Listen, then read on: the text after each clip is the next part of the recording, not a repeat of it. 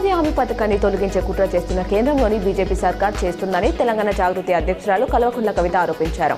తెలంగాణలో ఉపాధి హామీ పని దినాలను సగానికి తగ్గించేశారన్నారు. పేద ప్రజల నోటికాడి కూడు లాగేసుకుంటే తెలంగాణ బీజేపీ ఎంపీలు ఏం చేస్తున్నారని ఆమె ప్రశ్నించారు.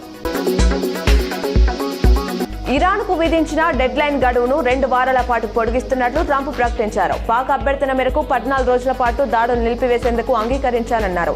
హార్మోజ్ ను వెంటనే తెరిచేందుకు ఇరాన్ అంగీకరించిందన్న షరతుకు లోబడి దీనికి నేను ఒప్పుకున్న. ఈ సీజ్ ఫైర్ ఇరువైపులా వర్తిస్తుంది. ఇరాన్ 10 పాయింట్ల ప్రపోజల్ అందింది. శాంతి ఒప్పందంపై చర్చలు జరుగుతున్నాయని పేర్కొన్నారు.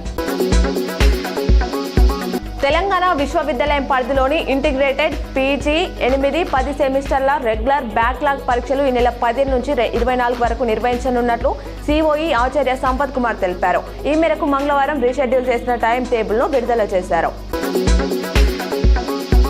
జీతాల కోసం ప్రతి నెల 20వ తేదీ వరకు ఎదురు చూసే కాంట్రాక్ట్ అవుట్సోర్సింగ్ ఉద్యోగులకు ఇక నుంచి 1వ తేదీనే జీతాలు చెల్లించాలని ప్రభుత్వం నిర్ణయించింది. ఈ మేరకు అన్ని ప్రభుత్వ శాఖలకు సర్క్యులర్ జారీ చేసింది. మే నెల నుంచి ఇది పక్కాగా అమలు చేయాలని, ఏప్రిల్ నెల జీతం మే 1వ తేదీన ఖాతాలో వేయాలని స్పష్టం చేసింది.